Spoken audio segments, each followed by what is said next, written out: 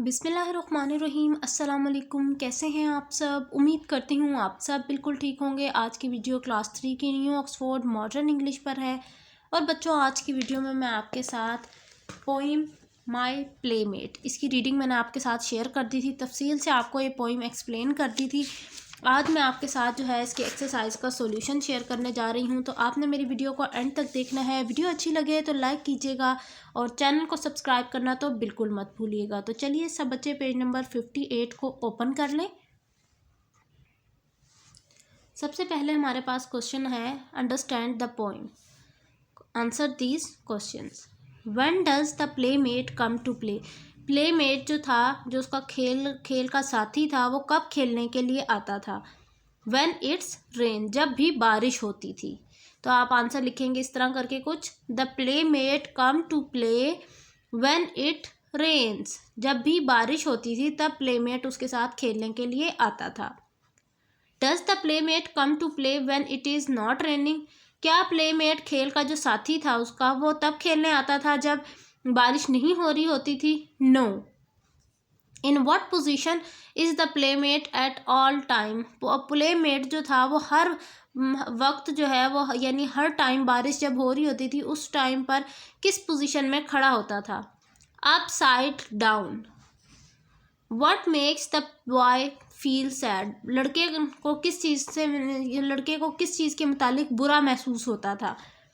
Having to steps on the feets of his playmate, अपने दोस्त के यानी खेल के साथी के पाँव के ऊपर पाँव रखते हुए उसको दुख महसूस होता था।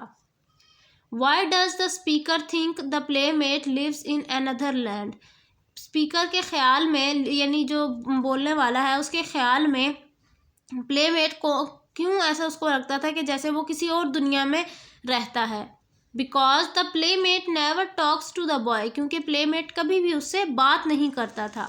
आगे है, answer the question about these lines taken from the poem. Poem से ये लाइन ली गई है, इस लाइन के मुताबिक आपने सवालों के जवाब देने हैं। I really wish he will talk to me, मेरी बहुत ख्वाहिश है कि काश वो मुझसे बात करे। हु इज़ टॉकिंग अबाउट हुम, कौन बात कर रहा है और किसके मुतालिक? The boy is talking his playmate, अपने खेल के साथी के साथ लड़का बात कर रहा है। What reason does the speaker give for wishing this? Speaker ने कि ये ख्वाहिश क्यों थी कि वो उससे बात करे?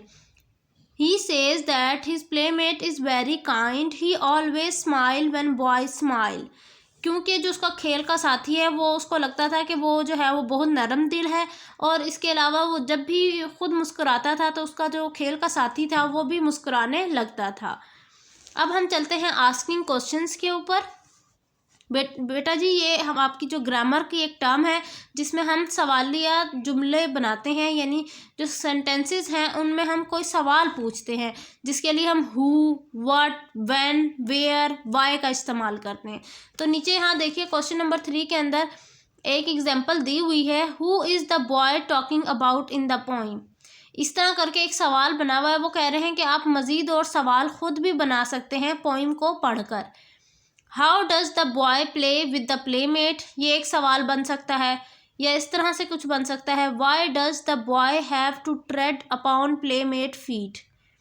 इस तरह के जो है ना वो सवालात बनाए जा सकते हैं, और इसका आंसर राइट कर लें आप लोग भी। अब हम पेज नंबर 59 पर चलते हैं। पेज नंबर 59 पर जो है हमें ये समझ लीजिए कि कॉमन नाउन के लिए कुछ हिंट्स दी गई हैं। तो हमने इन हिंट्स की मदद से कॉमन नाउन्स के नेम लिखने हैं। कॉमन नाउन से मुराद है कोई भी आम चीज़ के मुतालिक जब जिक्र किया जाए, कोई स्पेसिफिक चीज़ नहीं है, आम चीज़ के मुतालिक बात करी जा रही है।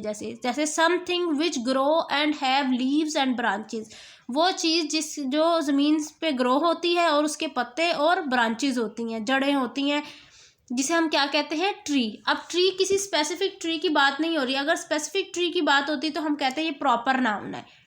Something made of leather which goes on the feet, एक ऐसी चीज़ जो लेदर से मिलकर बनती है और वो हम पाँव में पहनते हैं, वो है जी शूज़, जूते। Something to make clothes flat after washing them, ऐसी कौन से चीज़ है जिसको हम कपड़ों को सीधा करने के लिए इस्तेमाल करते हैं धोने के बाद? एन आयरन इस्त्री। Some people wear this on their noses to help them see better. कुछ लोग इसको अपनी नाक पर पहनते हैं ताकि वो बेहतर देख सकें, तो देखने के लिए हम ग्लासेस का लफ्ज़ यूज़ करते हैं। आगे चलते हैं होमोफोन्स के। होमोफोन्स क्या चीज़ें हैं? Homophones are words that sounds the same but have different spelling and meaning. Homophones वो अल्फाज हैं जिनकी साउंड तो सेम है लेकिन जो उनके स्पेलिंग और मीनिंग है ना वो मुख्तलिफ होते हैं। जैसे कि सन बेटा, और दूसरा भी प्रोनाउंसिएशन में सेम है सन, लेकिन सूरज है इसका मतलब। इसी तरह कुछ वर्ड्स यहाँ दिए हुए हैं, उनके मीनिंग्स आप लोगों ने क्लैरिफाई करने हैं। जैसे है वंडर, वंडर का मतलब होता है हैरान होना, टू सरप्राइज। वेंडर का मतलब वॉक अप एंड डाउन यानी इधर उधर चलना। साइट मीन्स टू सी, देखना। साइट दूसरा भी साइट है लेकिन स्पेलिंग चेंज है। साइट मीन्स एनी प्लेस, कोई भी जगह का को कह सकते हैं, ये साइट है। फ्लावर फूल को कहते हैं उर्दू में। और फ्लोर, या ये देखिए अब यहाँ भी फ्लावर है यहाँ फ्लोर है लेकिन स्पेलिंग चेंज है, मीनिंग मुख्तलिफ है यानी, और साउंड में सेम है। Flowers flowers. अब फ्लावर, इस फ्लावर का मतलब क्या होता है? आटा, या फिर आटे के अलावा हम मैदे को भी फ्लावर कहते हैं। अब आगे चलते हैं कलेक्टिव नाउन्स पर। कलेक्टिव नाउन्स कहते हैं जब काफ़ी सारे लोगों को एक ग्रुप के अंदर शामिल कर दिया जाए तो उसे कहते हैं कलेक्टिव नाउन। जैसे अ हर्ड ऑफ कैटल, काफ़ी सारी भेड़ों का जमघुट्टा, तो उसको कहेंगे हम अ हर्ड ऑफ कैटल। इसी तरह अ रेजिमेंट ऑफ सोल्जर्स, सोल्जर्स की एक पूरी जो है टीम। तो इनके जो है ना बेसिकली आपने इन 4 अल्फाज के सेंटेंसेस बनाने हैं, तो मैंने सेंटेंसेस राइट किए हुए मैं आपके साथ शेयर कर देती हूँ। A regiment of soldiers was marching through town. फिर अगला है a flock of geese, a flock of geese flew across the sky. A swarm of bees, a swarm of bees attacked the boys. A crowd of people gathered to hear the leaders speak। तो ये sentences थे बच्चों। आगे हमने जो है पढ़ना है इंशाल्लाह के नेक्स्ट वीडियो के अंदर के आर्टिकल का इस्तेमाल, यानी दा को हम कहाँ इस्तेमाल करते हैं, आ को कहाँ इस्तेमाल करते हैं, एन का इस्तेमाल किधर किया जाता है, और मज़ीद इनको सेंटेंसेस में डिस्कस करेंगे कि सेंटेंसेस में इनको कैसे एडजस्ट किया जा सकता है। इंशाल्लाह नेक्स्ट वीडियो के अंदर जो आने वाली नेक्स्ट वीडियो होगी इंशाल्लाह उसमें मैं आपके साथ ये वाली एक्सरसाइज का पेज नंबर 60 और 61 शेयर करूँगी, कंप्रीहेंशन भी शेयर करूँगी। तो इसीलिए आपने उस वीडियो को भी वॉच करना है फुल, और इस वीडियो को भी फुल वॉच करना है, और कमेंट में मुझे बताना है कि आपको मेरी आज की वीडियो कैसी लगी है। इंशाल्लाह मुलाकात होती है नेक्स्ट वीडियो में। अपना बहुत सारा ख्याल रखिएगा, मुझे दुआओं में याद रखिएगा। अल्लाह हाफिज़।